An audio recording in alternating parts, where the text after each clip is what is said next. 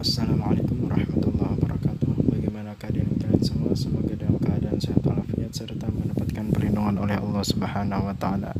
Baiklah, pelajaran kita hari ini masih membahas tentang hadis keutamaan memberi. Dalam pembahasan ini kita akan mendalami isi kandungan hadis tersebut. Sebelum memasuki pelajaran lebih lanjut, mari kita berdoa bersama-sama. A'udzu billahi minasy syaithanir rajim. Bismillahirrahmanirrahim. Rabbi zidni ilma warzuqni fahma walhamdulillahi rabbil alamin.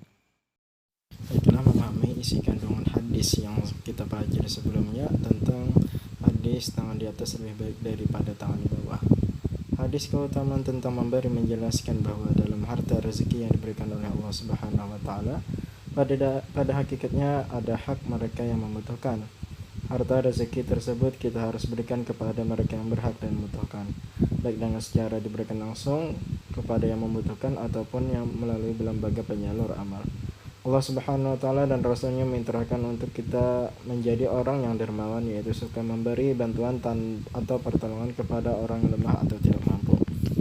Jadi, isi kandungan dalam hadis yang kita pelajari sebenarnya, misalkan di dalam uang 10.000 itu Allah Subhanahu wa taala mengamanahi kepada kita untuk memberikan kepada mereka yang berhak. Sebenarnya ada bagian orang yang berhak di rezeki kita, maka kita sepatutnya apabila mensyukuri nikmat Tuhan yang diberikan, kita akan ringan tangan untuk memberi, apalagi sampai ada orang yang di hadapan kita itu memang berhak untuk menerima bantuan dari kita. Tangan di atas itu lebih baik daripada tangan yang di bawah. Begitulah arti hadis tentang keutamaan memberi. Maksud tangan di atas adalah orang yang memberi, sedangkan tangan di bawah adalah orang yang meminta. Jadi orang yang memberi itu lebih bagus daripada orang yang meminta. Yang pastinya orang yang memberi itu dapat mengamalkan sifat Allah yang maha pemberi dan dapat menyadarkan diri bahwasanya rezeki yang dia dapat ada juga berhak kepada orang yang membutuhkan, atau Allah Ta'ala mengamanahi kepada dirinya bahwasanya ada rezeki lain untuk orang lain di mana rezeki yang ia dapati.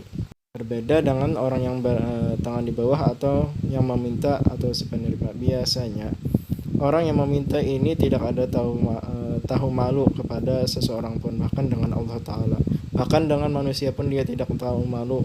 Kenapa? Dia sukanya meminta-minta tanpa ingin bekerja keras, taunya yang instan saja, tanpa belajar dari kehidupan orang lain. Nabi Muhammad SAW sangat menyukai orang yang gemar memberi dan tidak menyukai orang yang pelit enggan untuk memberi. Nabi Muhammad SAW tidak menyukai orang yang meminta-minta dan malas bekerja, apalagi dengan berpura-pura mengenakan baju yang kumal, berpenampilan kotor, dan meminta-minta kepada setiap orang padahal dia masih mampu untuk bekerja.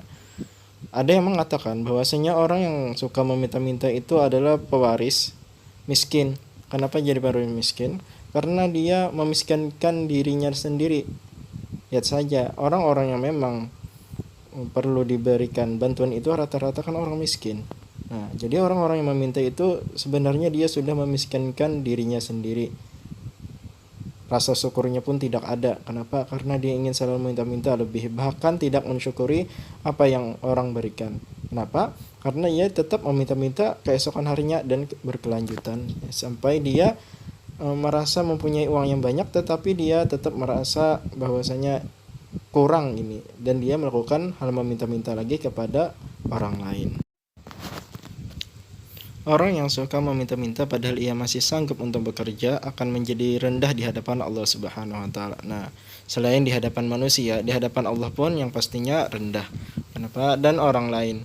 Oleh karena itu, hindarilah perbuatan meminta-minta. Berusahalah dengan sekuat tenaga untuk bekerja. Karena Nabi Muhammad SAW sangat menghargai, menyukai, dan memuji orang yang mencari nafkah dengan tangannya sendiri. Jadi hadis tersebut mengajarkan bahwa memberi itu lebih utama dari menerima, yakni meminta. Hadis Nabi Muhammad SAW tersebut mengandung pengertian yang sangat luas. Di antaranya perintah untuk gemar memberi dan rajin bekerja. Karena apa? Untuk memberi kita harus memiliki harta yang lebih di atas daripada orang yang meminta. Maka dari itu adalah sebagai hadis ini sebagai motivasi untuk kita agar selalu bekerja keras, jangan sampai malas-malasan atau sekedar memanfaatkan bantuan orang lain. Jangan sampai hal tersebut kita lakukan, bahkan kita amalkan dalam kehidupan sehari-hari. Jangan sampai, karena itu menimbulkan sifat malas, dan sifat malas kemudian hanya ingin meminta-minta, itu pewaris miskin.